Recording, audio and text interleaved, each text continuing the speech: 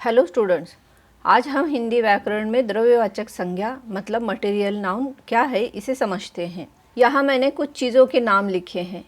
हम पहले इसे रीड करते हैं और उसके बाद द्रव्यवाचक संज्ञा की डेफिनेशन या परिभाषा क्या है इसे समझते हैं। यहाँ मैंने शब्द हिंदी में और इंग्लिश दोनों में लिखे हैं। शब्द हैं लकड़ी, पत्थर, चीनी, तेल, कागज़, गेहूँ, आटा, चांदी, पीतल, दाल, ऊन। हम अगर इन सभी शब्दों को ध्यान से देखते हैं तो इनमें कुछ सॉलिड है, कुछ लिक्विड है, कुछ सेमी लिक्विड है, या इनमें कुछ मेटालिक है और कुछ नॉन मेटालिक है। तो इन टाइप्स के शब्द इन्हें हम द्रव्यवाचक संज्ञा कहते हैं। अब हम द्रव्यवाचक संज्ञा की परिभाषा हिंदी में समझते हैं। द्रव्यवाचक संज्ञा किसे कहते हैं? तो जो शब्द किसी ठोस मतलब सॉलिड, तरल, लिक्विड, पदार्थ, थिंग, धातु, मेटालिक, अधातु, नॉन मेटालिक, या द्रव्य या कोई चीज़ है, थिंग है, इसका बोध कराता है, इसका ज्ञान कराता है, उसे द्रव्यवाचक संज्ञा कहते हैं। वो मेटालिक हो सकती है, नॉन मेटालिक हो सकती है, वो सॉलिड, लिक्विड या सेमी लिक्विड हो सकती है। इन शॉर्ट, द्रव्यवाचक संज्ञा मतलब कोई भी थिंग, कोई भी चीज़ या वस्तु। मटेरियल नाउन्स को हम काउंट नहीं कर सकते, वो अनकाउंटेबल होते हैं। काउंट नहीं कर सकते मतलब 1 2 3 4, 1 2 3 4 इस टाइप में काउंट नहीं कर सकते। उन्हें काउंट करने के लिए हमें एक अलग यूनिट की ज़रूरत होती है। हम इसके कुछ एग्जांपल्स देखते हैं और फिर इस स्टेटमेंट को और समझते हैं। मैंने यहाँ कुछ चीज़ों के नाम लिखे हैं।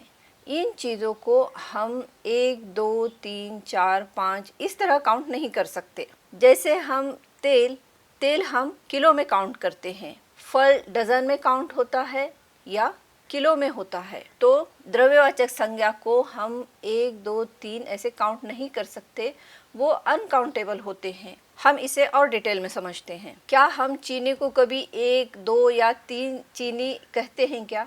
नहीं। तो चीनी को हम कैसे नापते हैं या कैसे काउंट करते हैं? तो 1 किलो, 2 किलो, 3 किलो, मतलब किलो यह एक यूनिट है और हम चीनी मतलब शुगर को किलो में काउंट करते हैं। वैसे ही हम लोहा मतलब आयन, लोहे को 1 2 3 में काउंट नहीं कर सकते, तो लोहे को काउंट करने के अलग यूनिट होते हैं। लोहा या तो किलो में काउंट होता है या टन में नापा जाता है। यहाँ मैंने कुछ वाक्य लिखे हैं। पहला वाक्य है, बाजार से सब्जी लेकर आओ, मुझे दूध पीना बहुत पसंद है, सबसे महंगा हीरा कोहिनूर है, मुझे लड्डू बहुत पसंद है। इन वाक्यों में मैंने जो भी मटेरियल नाउन या द्रव्यवाचक संज्ञा है उन्हें हाईलाइट किया है और अलग कलर में लिखा है। अगर हम इन सभी वाक्यों को ध्यान से देखते हैं तो इतना समझ सकते हैं कि द्रव्यवाचक संज्ञा कहलाने के लिए एक ऐसा पदार्थ, एक ऐसा थिंग होना ज़रूरी है जिन्हें हम संख्या में नहीं माप सकते।